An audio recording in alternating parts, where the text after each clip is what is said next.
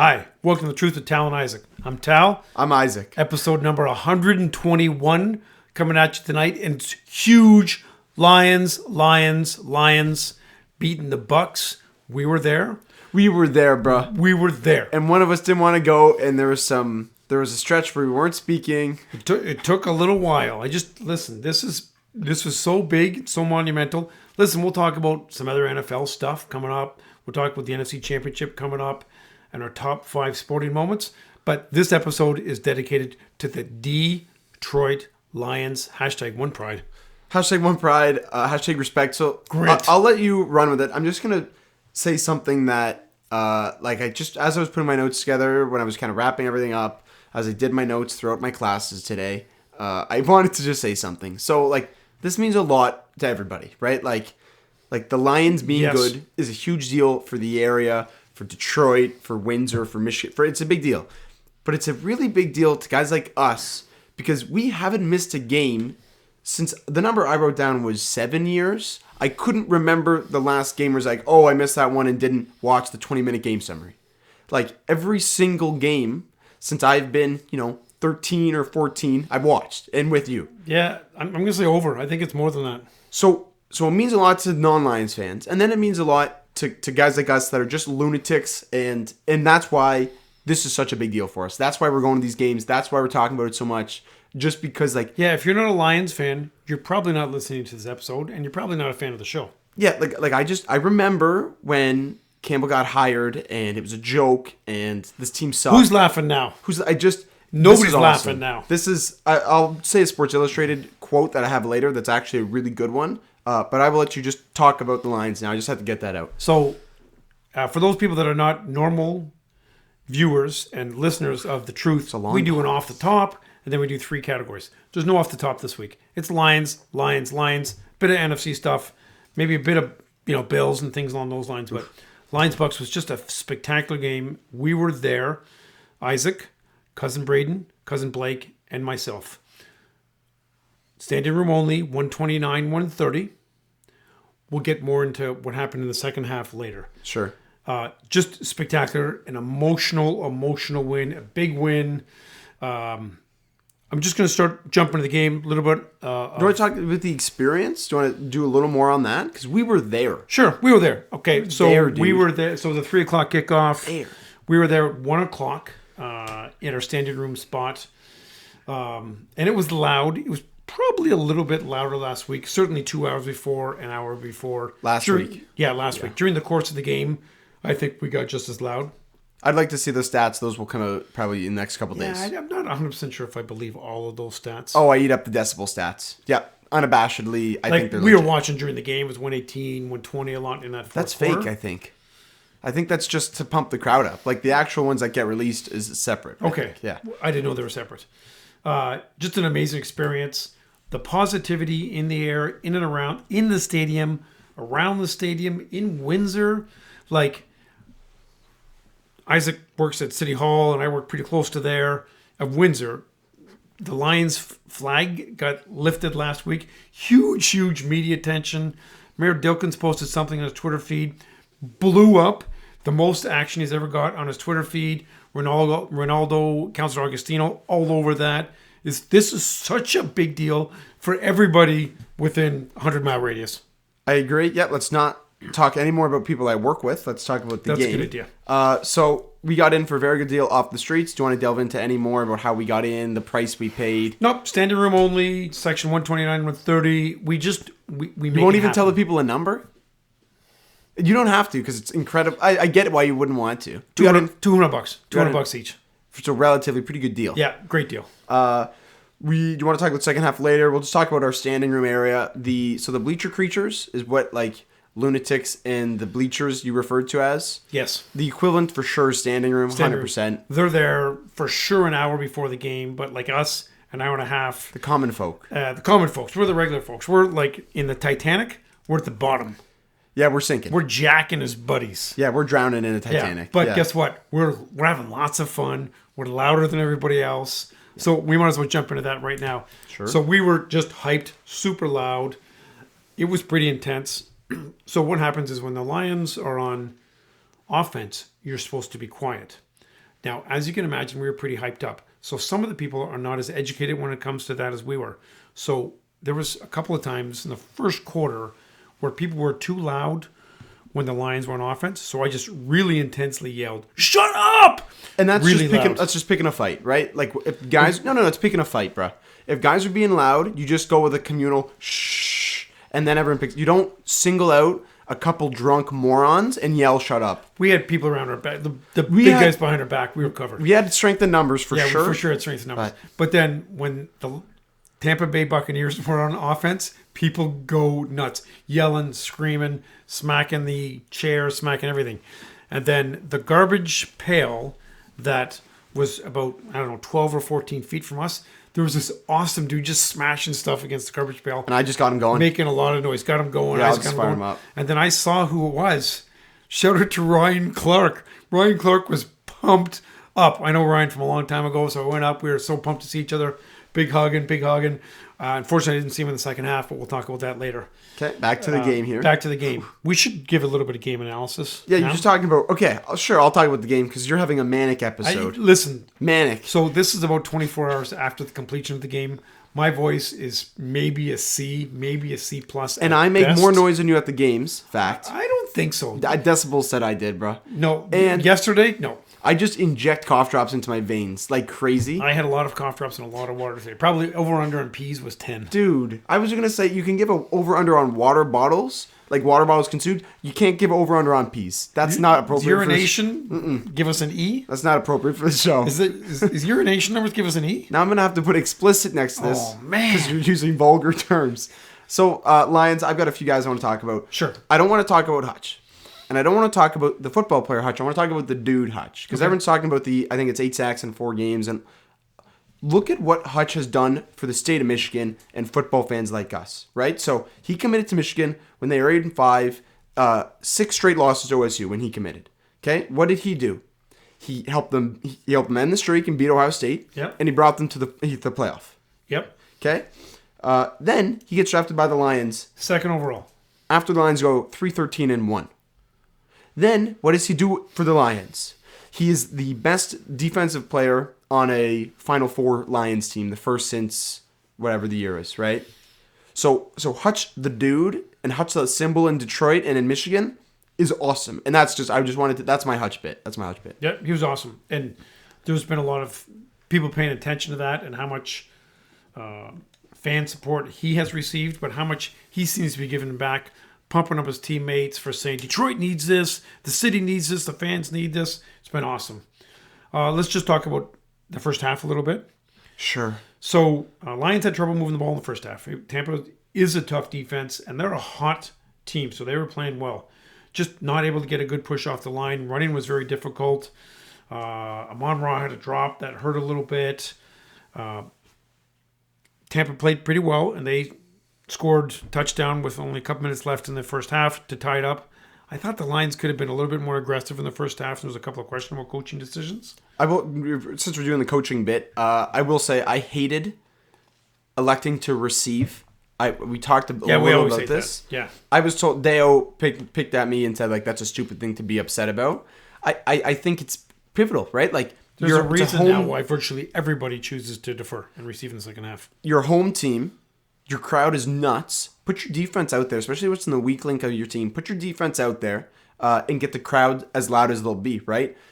I get the rationale of let's get Goff comfortable. Let's go get a 75-yard drive like last time. I get that. I am pro defer in regulation every single time. So that's my coaching. That's the only thing that Campbell did that I didn't love. There you go. Okay, agree. But I still love Campbell, and he had a great game and a great second half. You can keep going on the first half. We'll talk about the Craig Reynolds call later and the lunacy of that, but go ahead. So 10-10, everybody's just slow getting started, but second half is our half, and I'll give you that for a couple of reasons. One, we have a bigger, better offensive line than just about everybody, so that wears on you. We might as well say now, in the second half, we got to witness a great game, and we also got to witness it from row 14. We'll circle back to that in a couple of minutes. Very interested to see how much Vita Vea took plays off in the second half. Vita Vea? Vita Vea. That was pretty close. EA. You missed 33% of the letters there in the last name. Right? I think that's 25%, but that's okay. 3 or 4. VEA. Yep, that's 3. That's 33%. Okay. That's a win. Mike Evans gets a lot of love. Honestly, I know he doesn't get a lot of love. He does. He's made a whole bunch of Pro Bowls in a row. He gets lots of balls. He's got strong hands. I'll give him that. But he took a lot of plays off, and he's a whiny baby on the sidelines. Yeah, I wrote that down. He was on it. We saw it in person. I don't know if the broadcast talked about it. He was on and off the field the whole game. Terrible body language the whole game. Like, big fourth down play to someone that's not him, and he's, like, sulking and sitting out the first down. Like, I've never liked him. I really hated him when I turned into a Buccaneers fan when Brady was making those runs. Yep. And I just got to see it. And Godwin was on and off, too, but he was limping on and off. Like, I think he's always got an injury thing. He was dinged up, but he was... Like, he'd take 2 plays off, and then he'd limp back on the field, and he'd make plays. I'd rather have Godwin than Evans. Yeah. Evans is a stat pattern guy. Yeah, again, it's hard to be a stat pattern when you're a receiver in football, but sure, I'll give you that. He forces it. Baker, I'm going to talk about Baker here, because, man, did Baker earn a lot of my respect. Listen, Baker played well. He got hit a lot. Now, the first interception was actually not completely his fault. Evans actually tipped the ball up in the air, and Gardner-Johnson picked it off. And then actually running back along the sidelines and passing the ball to Baker was actually a pretty good little play. Yeah. We need to talk about Jared Goff now. Sure. Let's talk about Goff. I didn't write anything down because I knew you were going to do a bit on it. Yeah. So Jared Goff ended up 30 for 43, 287 yards, 2 touchdowns, no picks. And a big rush. Yeah, and a big rush. There was a couple times where he had opportunities to go downfield. J-Mo, a couple times he passed him up. Because he took the safe play, he took the smart play. A couple times when he could have forced it, threw it out of bounds. So he's not interested in padding his stats. He's interested in a W. He's going to get rewarded with a big contract. So Gibbs, we need to talk about. Gibbs was pretty much shut down in the first half. Second half, he blew up, had a couple long plays. That 31-yard touchdown that he made, wow, that's getting lots of love. So many cuts, so many options. He's not fun to tackle. I do not want to see him in the open field if I'm any type of a defender. I think we need to talk about the Brock Wright play that you pretty much called in the huddle. Appreciate that. Tell the folks this, because this is good. This Lions fans will like this. So for a good amount of the second half, Cousin Braden, Cousin Blake, Isaac, and I were very close. By very close, there was a long stretch. I think we're allowed to say this. Sure, I think we can say that. We were 4 individuals taking up 2 seats. 4 of us in 2 seats. So do the math. We're all Braden's like 5'4", but other than that, Braden's a littler. But like Blake's like, I don't know, 5'10" ish maybe. Yeah, What are you? I'm a shade under 6 feet, 186 pounds. Okay, and I'm like lanky and taking up a fair bit of room, and I'm tall, right? So like 4 of us in 2 spots. Two seats. 2 seats. So we couldn't really sit because, well, then 2 people wouldn't have a place to sit. So a lot of standing and crouching. What do you mean, a lot of standing? There was no sitting. I sat once to befriend the older lady next to me. Yeah, we won't. We'll circle back to that. Oh, later. we will. Yeah. Okay. We got to talk about Joey and those guys. Sure, yeah, that's for sure. Okay, keep going on the Brock Wright play. Just past the huddle, and it was a bit of a different formation. And they had Brock Wright, who's the Lions' backup tight end. They do basically everybody goes right. Brock Wright leaks out left by himself. I think they were in the formation and they just snapped the ball, and you're like, right, just like the Jets. And I picked it up right away, and then a dude in front of us also picked it up that you called it. Brock Wright catches the ball, makes one guy miss with the slowest move ever. Unbelievable. But picked up 30 yards, and it was a huge play. Brock Wright, we'll shout out Brock Wright. Broke his form. He's probably done. Yeah, he's done. He had a great game. Blocking, he did too. Blocking. That I like was a Brock. great play. I've been a big Brock Wright guy for a long time. Yeah, listen, this is what you need as your backup tight end, guy who can block, make the catch if the ball is thrown your way, and not demand so many touches. It's like a fullback almost. So, yeah, the Brock Wright play, that was awesome. I went and rewatched the Jets play because that was one of the moments in a game. When I'm watching at home, I try to be quiet. That moment, I remember watching the Jets game. You were somewhere. You're like in the backyard or something, and I just started screaming like a madman on the Brock Wright Jets play. Yeah. Penei Sewell, look, he's always awesome. His Pro Football Focus grade's always awesome. He looked especially good against Tampa, pounding people, and I think he ran behind him more. Yes, and they also pulled him from the left and ran right, and he was the lead blocker. And you guys are scared of him. Lots of counters. They do not want to face him in the open field. They just ran Panay, or they just ran these counters and sweeps to the right side of the line, or sometimes they would pull Panay to the left and just have him as the lead blocker in a couple unreal blocks. Derek Barnes, shout out Derek Barnes. I'll do Derek Barnes bit if you're not. For sure, you go nuts. I liked him a lot coming out of Purdue, and he was just kind of like this fun edge linebacker, hit hard, hustle guy. And really in the pros, he's kind of stepped into more of a pass coverage role. That wasn't really him at college, from my understanding. And they drafted Campbell, and that like hurt him. And coaches said like, this is not because of you. This is strictly like a team building thing. And all the Barnes stuff has been like great locker room guy, great teammate, good special teams guy. All this. And he steps up and makes an awesome play, and he got emotional about it after the game. It was just really cool to see a guy like Barnes, who's been here for a few years now, make a huge play. A guy that like in and out of the rotation. He was part of the first draft class. He was part of the first draft class. Yeah, Holmes Campbell first draft class. Awesome. I love Derek Barnes. We got to throw some love Frank Ragnow's way. Whew, so he went down, and Isaac said, "He's dead. He's dead. He's dead." I don't think I said dead.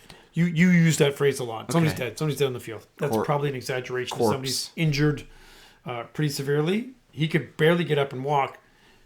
And then he just comes back a little while later. So he's got a bad ankle and a bad knee, and he just sucked it up and kept going. Did you see Taylor Decker's interview? I love Taylor Decker's interview. Okay, tell people. So Taylor Decker is, I guess, one of the elder statesmen of the Lions, perhaps the elder statesman. The eldest.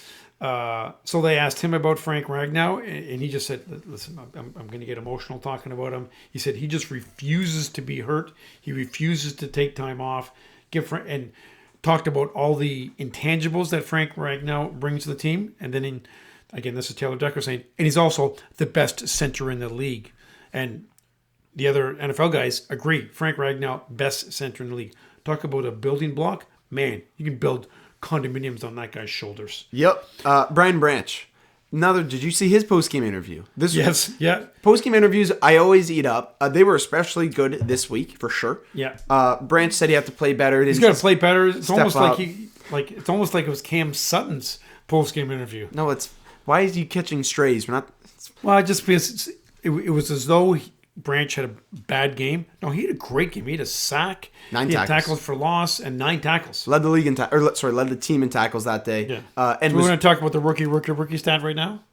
Sure, like you just glazed this. Yeah, Laporta, most receptions on the Lions, rookie.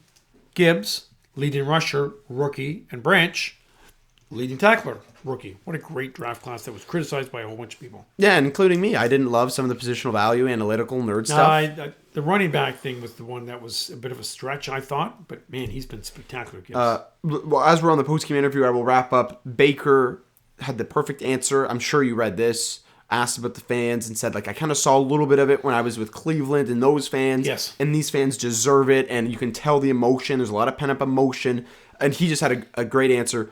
One that Stafford should take notes on. I don't want to do a Stafford bit now because he's upset me and him and I aren't talking. But I really, really liked what Baker said post-game.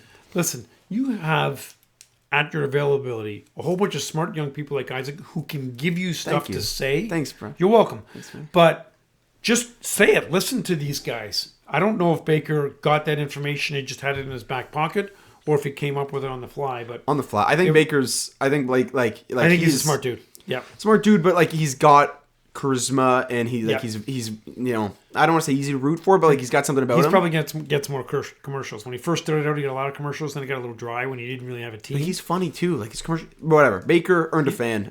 Baker.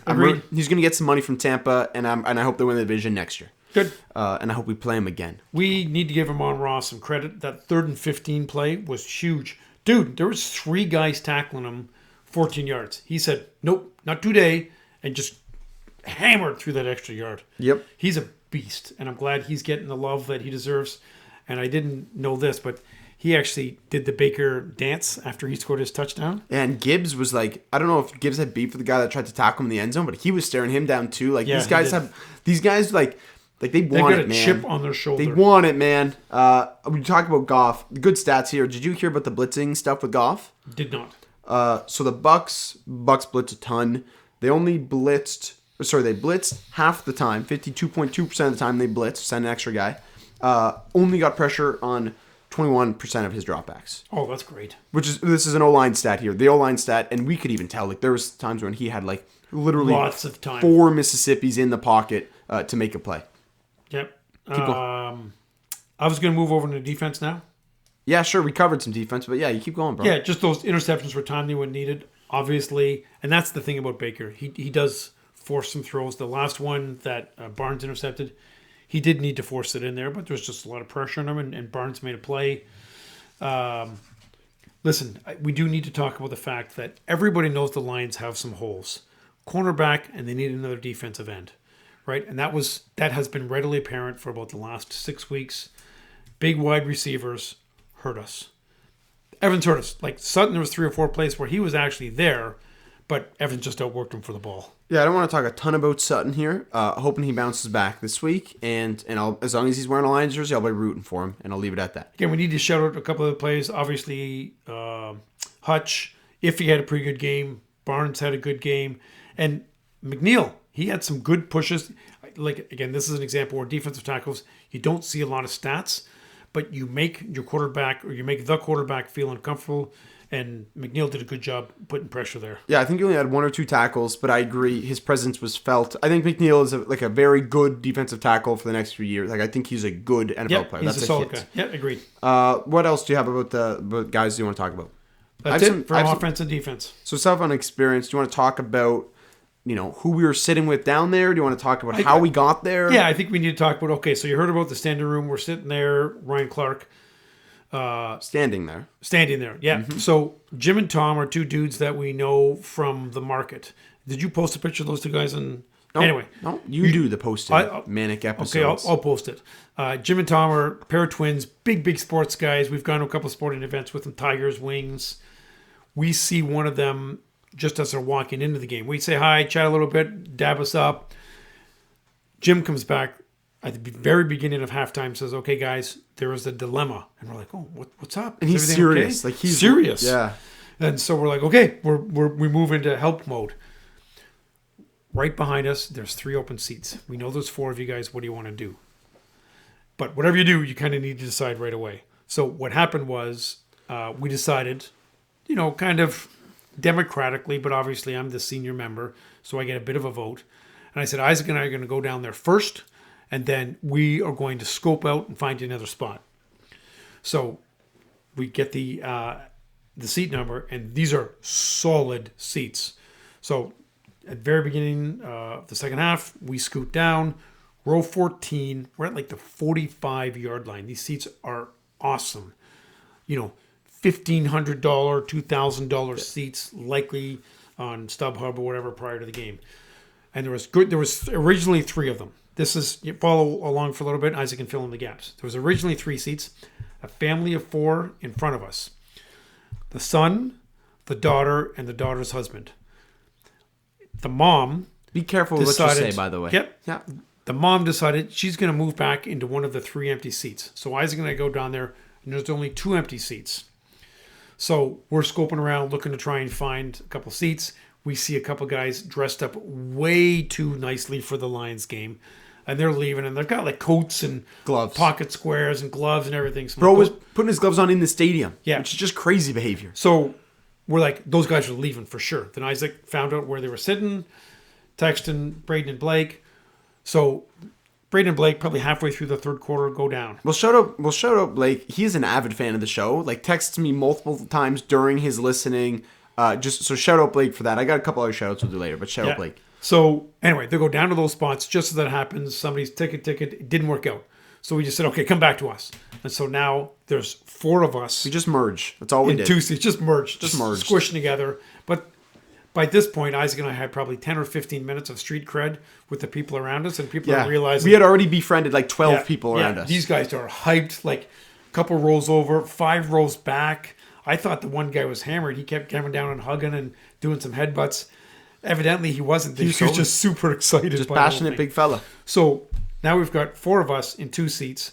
Now, let's just call them $2,000 seats. Sure. But realistically, it was 4 of us. So only It's only $1,000 each. Yeah, they're a good deal. Now, fair to say, we didn't pay that. Correct. So now the usher's coming by, and we're trying to make stuff up. Because it's quite clear, like... It's quite clear we're not supposed to be there. Like, not only we're not supposed to be there, but we also have 2 extra people, right? Like, even if just we were there, we probably would have been okay. This is the area where all the season ticket holders have been season ticket holders for 20 years. They're all, like, rich people. Yeah. We don't fit in with most of them. Yeah, a couple of them were like one of them, like the guy behind us was like definitely a buddy's buddy, and that's why he was there. Like he was not a season ticket holder. Correct. So we're befriending the area. I don't know. Usher comes down, and then I'm like, okay, no, that's our seat too. So I jump ahead 1 row. Yeah. Squeeze in a couple. Blake's like, oh, doing a lap.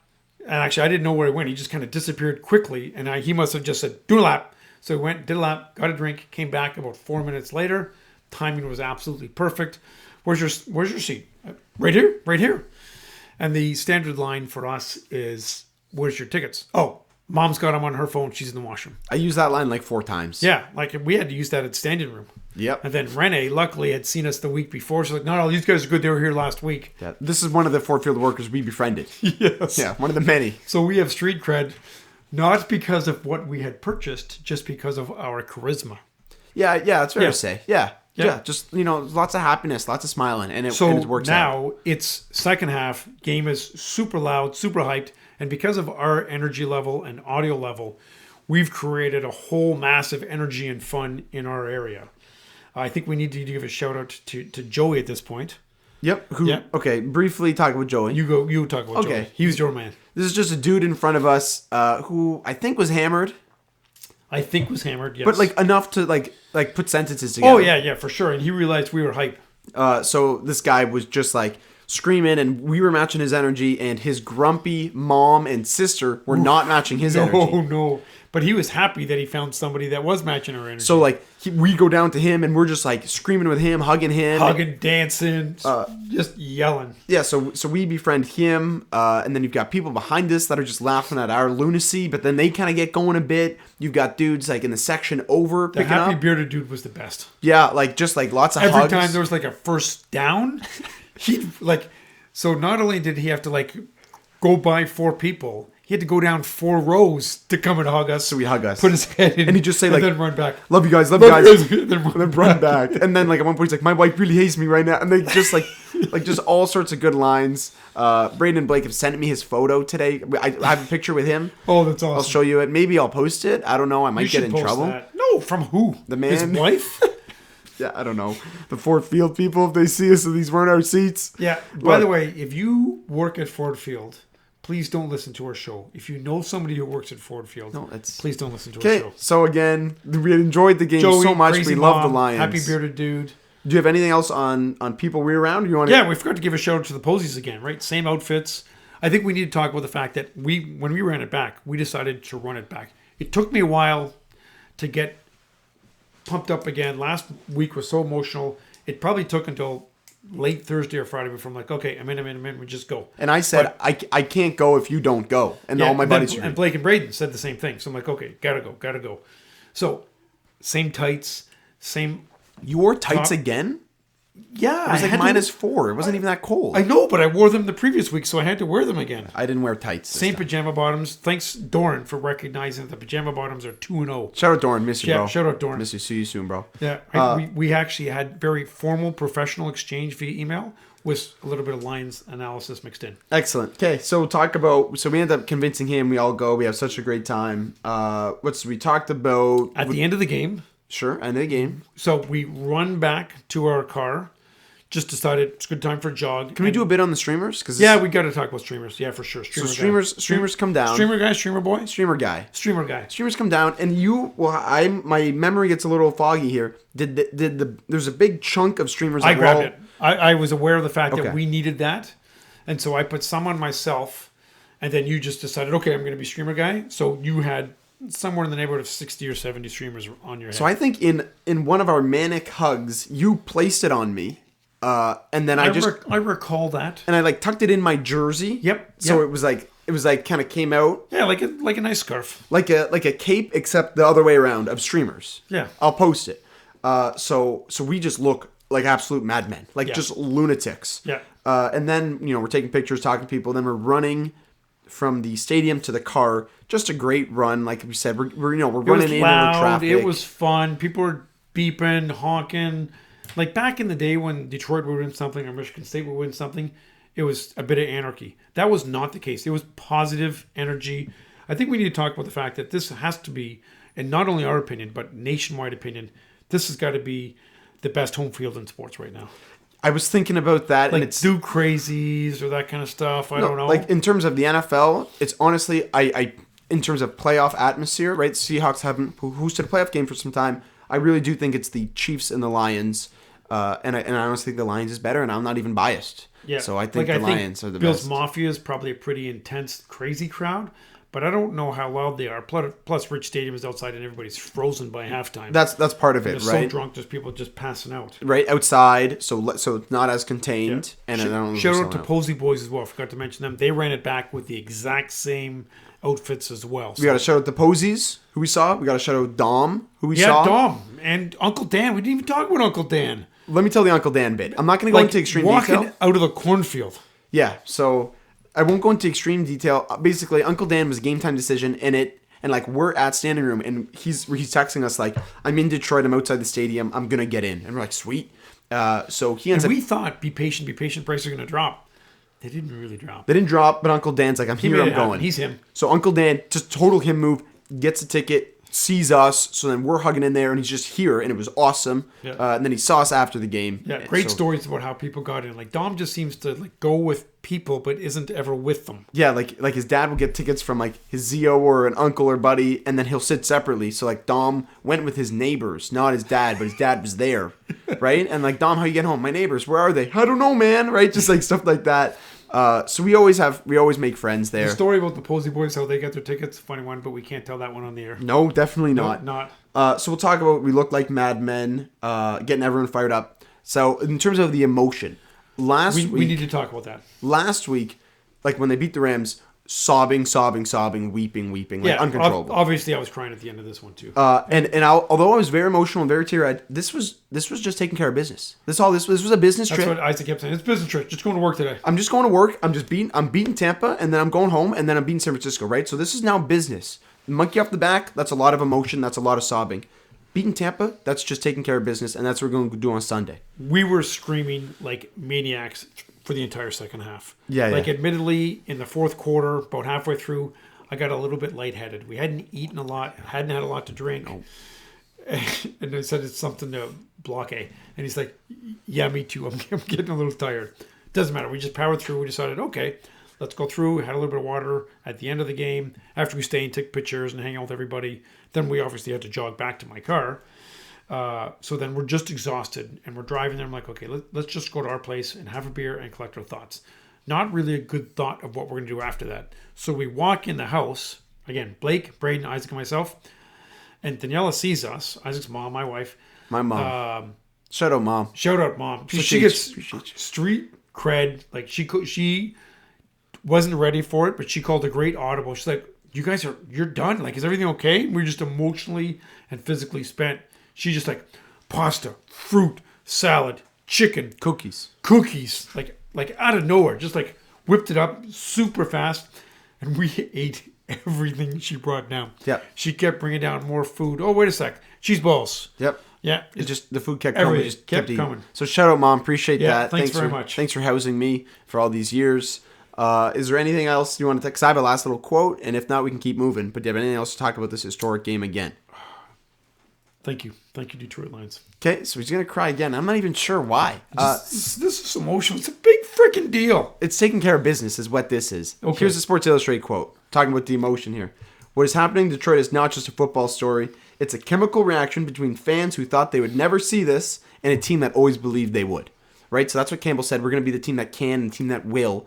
And the fans had never had a team like that, and now we do. So it's this mix of lunatic fans that never thought we would get this, and this we fit into that category, and this overconfident Lions team that's just like anybody we can beat, and they can beat anybody. And first, we're going to talk about the divisional games, and then we will talk about the final four. So go ahead with, you want to start with Ravens Texans? Sure, Ravens Texans. Listen, it was close at half, but Texans really never moved the ball. The only touchdown they scored in the first half was on a punt return.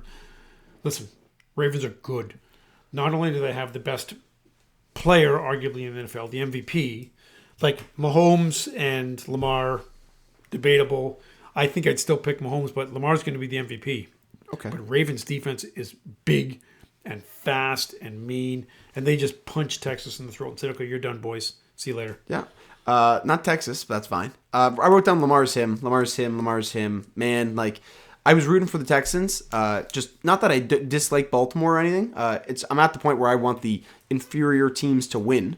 Yeah. And I also really like Stroud. So we want upsets. We'll talk about Niners, Packers, and that just garbage. It's a crap game. The Saturday games were crap. Okay, so crap in the sense like Niners, Packers was incredibly entertaining and super fun to watch, and I'm going to go back and watch it again soon. But both teams deserved to lose. I don't think either team played good. The Packers should have won. It felt weird cheering for the Packers. I have to admit that. But San Francisco, at the end of the day, too much McCaffrey. He was the X factor there. No, the X factor was costly errors, poor coaching by the Packers, right? Like just stupid decisions by LaFleur and Love. Yeah, Love that. Forcing that pass was terrible. Yeah, so that's my Niners, Packers. We'll talk about Bills, Chiefs. We'll just express our condolences to Uncle Phil. Sorry, Uncle Phil. Yeah. Like wide right's not the only reason you lost, and that's going to get too much emphasis and play over the next few months. Diggs dropped that pass. Even if they got that field goal, there was going to be way too much time left for Mahomes to bring the ball down the field and score. Plus, that dude fumbled on like the one and rolled in the end zone for a touchback. I read something today. The NFL might think of rolling that back. They think it's too punitive. The touchback rule is stupid, but I get the logic. Like, I get why it's there. I get the rules. It's just kind of dumb. Yeah. We didn't talk about the fake punt here, and we have to be careful what we say. Oh. Do you want to talk about it? I don't know if we're allowed to talk about it. I just say I disagreed. I disagreed with the decision. It was not a good decision to run that play at that particular time. Yeah, to that guy. No, it's okay. Can't do that. There was a couple of funny memes on there today. No, you can't talk about just like parting the Red Sea kind of deal. Okay, no DeMar Hamlin memes on this show. No. None of them. None. McCole Hardman, 2 touches, 2 fumbles. Briefly, I will talk about this because this is kind of nerdy. Oh, it's terrible. Reed has done this stuff before, and he's done it with McCole Hardman before, where a player makes a stupid pivotal error, a fumble, a bad drop, whatever it may be, and then for some sort of confidence boost or to get a montage posted on Instagram, they script a play for them and say like, we're going to get you in the end zone, or we're going to get you a free look here. And he's done it with McCole, and it works. And then you get the video of him talking to him on the sideline, like just great leadership by Reed and Mahomes. And they tried to do the same thing here, and it just completely backfired. So I just wanted to do that bit there. Okay. One of the best rivalries in sports. Love Bills Chiefs. Love it. Sure. They seem to just play each other all the time. And now we can talk about the final 4. Sure. Chiefs and Ravens. Listen, it's going to be a close game. It's a 3-point spread, which is basically a home field advantage spread. 2 best quarterbacks in the league going at each other. Listen, KC's had a weird year because their wide receivers have just basically been terrible the whole year. Rice picked it up the last little while. What's his first name? Ray? No, not Ray Rice. Ray Rice is the guy, bad guy. Not him. What's his first name? Rashid.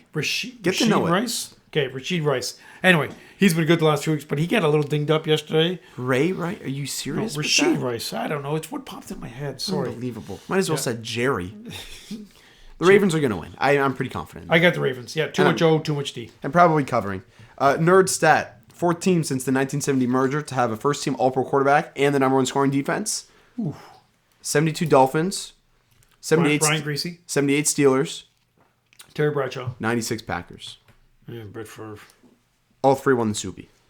So that's a great stat. Thank you. Where'd you get that? On the website, I forget, like online somewhere. That's a good one. Unfortunately, I'm not going to be able to enjoy Chiefs Ravens at all because the Lions Niners play shortly after. And let's talk about the biggest game of our lives up until this point. So 49ers Lions, the early line is 7. When we, as we were walking back to the car, running back to the car, 5.5 was the number that Eyes put out. You talked to Goldman. He says he thinks it'll go down. He thinks, and he's usually pretty good with this stuff. Yes. Listen, San Francisco's a great offense, a great defense, but listen, Purdy has been shaky.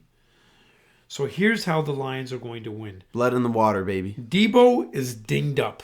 shoulders don't heal quickly. So let's just say, Especially when you're running back. yeah, he's not a wide receiver. He's a running back. And I think the 49ers are 8-9 without Debo in the lineup. Well, let's see. 8-9, that's a less than 500 team. That means there's a greater chance that they lose and a greater chance that they win. And they're playing the Lions, who are amped up and tough as nails. They're biting your kneecaps. Listen, we're going with the Lions here. Jonah Jackson is going to be out. Okay. Backup guy didn't have the great game. Awosika. I'm not even going to try his last name. It's a tough Awosika, name. I think is how you pronounce it. He's going to be better this week. They're going to coach him up. They're going to get him ready. They're going to scheme a little bit. I'm going to say that Montgomery and even Gibbs are going to do some more chip blocks to help him out. Sorry, Gibbs, awesome in pass pro this week. Yeah, he did great this week. So good in pass pro this week. A little bit under the radar. We didn't get the chance to talk about it all. Brock Wright, unfortunately, broke his arm. They signed Zach Ertz today, and I like it. He's a guy who you can line up as your backup tight end, throw out some plays to him, and he will draw attention, which is what you need, right? Like, I don't know, like, who's the fullback? Jason Cabinda? Yep. If he's going out for patterns, a defensive tackle is maybe waving at him. They're not paying a lot of attention. But Zach Ertz, 3-time Pro Bowler, goes out there. You're running a safety. You're running a cover linebacker at him. Old man Zach is a nice addition, but Brock Wright is an elite blocker. And an old man Zach's not doing a lot of blocking. No, the blocking scheme's going to be a little different. You're probably going to see more Skipper this week. Lots, yeah, but that was the same. They were saying because Mitchell's hurt too, so they're saying if Laporta was dinged up again, Skip is getting your tight end reps. So this signing makes a lot of sense. Old man Zach. Yep. Niners, look, they're the best passing offense in football, and the Lions, but depending which metric, are the worst passing defense in football. So that's not a really good mix. But the Lions want to run the ball. That's the thing. Penei Sewell is going to want to run that ball. Niners pass rush is awesome. Not elite against the run. Some of the total stats are misleading because teams are always down to San Francisco. Listen, Bosa's solid, but Chase Young hasn't done a lot. Did you hear what I was saying, though? It's actually quite an astute observation. Yeah. Right? Total yards per game on the ground allowed for San Francisco is pretty low. That's because teams are always throwing against But their average is not so good. Average what is it? I don't know, but the advanced 12 stuff or 13 or something? isn't great. Yeah. Meaning, we can run on the Niners no matter what the people say. I'm telling you now, we can run on them. I watch them. I know this, brother. Okay? So You would smash them, brother. we're going to smash them on Sunday, brother. Yeah. Look, the last time... Sometime on Saturday, Isaac, Blake, and Braden and Amadeo, obviously, they got transported to Dagestan. Yep. Well, we were watching fights, so we do our Dagestani accent. Dagestani. We will smash you, brother. Brother, I smashed the Niners on Sunday, brother. I tell you this. Last time Detroit won a road playoff game, 1957. Any idea where it was? Tiger Stadium? No. You have to think like it's relevant. It's not like a random... The last time the Lions won a playoff game was 1957.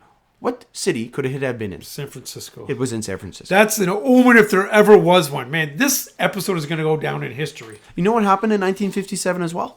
It's the last time we won a champ. I was going to say soupy. I mean a championship. And we're allowed to use the Super Bowl word now. Now it's totally in play. We can use that S word. We can use it. Look, we got to take care of business, but the Super Bowl is a word that we are now allowed to say. I think we beat the Niners. Sorry, irrational. I don't care.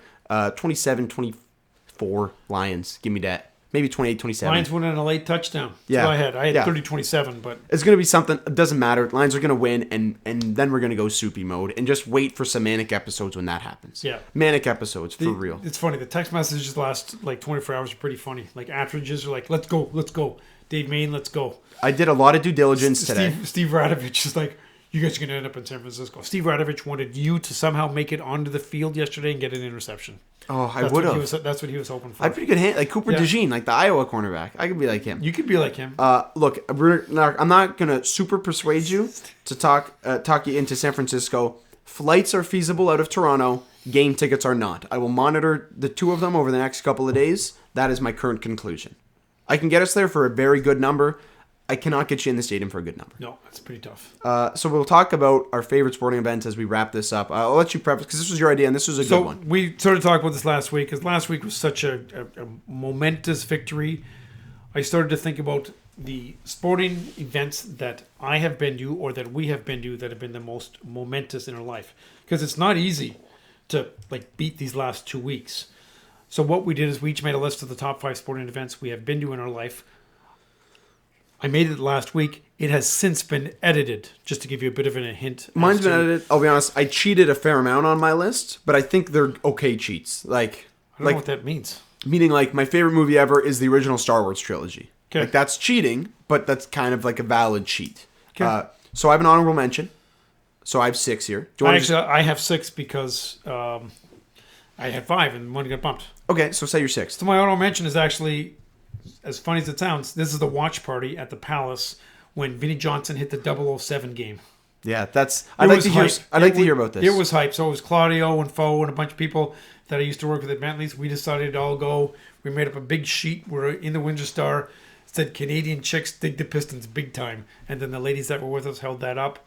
It was a lot of fun. It wasn't the easiest place to watch the game, but the hype and the energy was out of this world.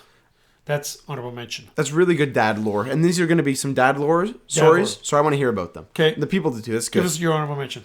Otani complete game shutout, July 2023. Oh, cool. Yeah, it was like 95 degrees. It was right before I had a flight to New York. I had somebody today tell me that they went to some guy's like 40th birthday party instead of going to that, and he still bugs him about it. The Otani complete game shutout was awesome, considering like it very well could be the only one ever, right? Sorry, Doc Jones. Sorry, Doc Jones. I will go 5th now since I'm here. Yeah. This is another baseball one, the last baseball one I have. Miggy's 500th home run, August 2021 in Toronto. With Kotze, and Coach Rob was in the building too.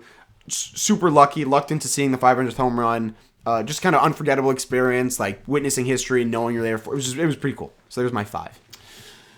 2006, the Tigers' playoff victory over the Yankees. Kenny Rogers pitched out of his mind against the big bad New York Yankees. It was Daniela, Steph, Brad, and we had a sign there as well, shouting out to Dante because Dante was in New Zealand, and we were giving him a shout out as well. That was awesome, and it was cold. Good lord. It was cold. I can't wait for an October baseball game. That's fine. Yep. 4th here, I'm cheating. The Big Ten championships in Indianapolis. I've seen 2 of them. Purdue, a couple years ago, we were row 1, sideline, unreal seats. This year versus Iowa, student section, also unreal seats with buddies. Did you just pick 2? Squeeze 2 into 1? That's okay. The headline is Big Ten championships in Indianapolis. Okay, fair enough. So it works. So that's my 4. Okay. My 4 is what happened 24 hours ago. The Lions went over Tampa Bay. Isaac, the Cousins, Crazy Joey, the Posies, Uncle Dan, Dom. Thank you, Rennie. boys. Yeah, thank you, Rennie. Yeah, this is our... And Jim and Tom. Yeah, Jim. There's so many characters. So many cast characters. 3, I thought this was going to be higher, but it's not. March Madness, round 1 in Columbus, Ohio. This is where we saw FDU... The 16-1. Upset Purdue, the 16-1 upset. When I was there, I thought this would be the coolest thing ever. I actually have technically 3 things that I think are cooler now. Yeah. But seeing Purdue lose as the 1 seed, something I'll never forget. Very, very cool. Awesome. Number 3, I've got the Lions' victory over the Rams last week. Super emotional. Isaac and the Cousins. That was what broke the curse that came off our back. That was such an emotional, like, just cleaning that out of our system, which needed to come out of our system. That was number 3 for us. Go ahead. Yeah. Number 2, Wolverines over Buckeyes, November 2023 in the Big House. Row 2, Chargers in the field, hugging Charles Woodson. Awesome. When that happened, I thought there's no way I was going to surpass this. But I did. What's your 1 or 2, wherever you're at? I don't even know if you remember this. The Tigers' victory over the Oakland A's in the playoffs, we were right behind home plate. Isaac was 9 years old, and we got hooked up with the best seats ever. We were on TV nonstop. Anyway, it was a playoff victory, and it was one of those ones where everybody was texting us because they saw us on TV all the time. We were so hyped, yelling and screaming. I've got that orange baseball cap. When they were talking about the Tigers' home field advantage, and can you beat the Tigers and their hyper crazed fans? And there's a picture of me just screaming like a maniac. That was pretty cool. Before my time, I don't even know if you were there, but you don't remember it. You were I remember 9. Very small. Like I remember making and fun. I remember telling him, "This might be the best sporting event of your life." Well, Lions over Rams and Lions over Bucs are my 1. I'm cheating. I get that. Okay. If I had to say, look, Lions over Rams was far more emotional for me, but Lions over Bucs was, both spectacular. You can cheat a little bit. So I'm cheating there. January 2024, I saw 2 Lions playoff wins in Detroit. Unbelievable.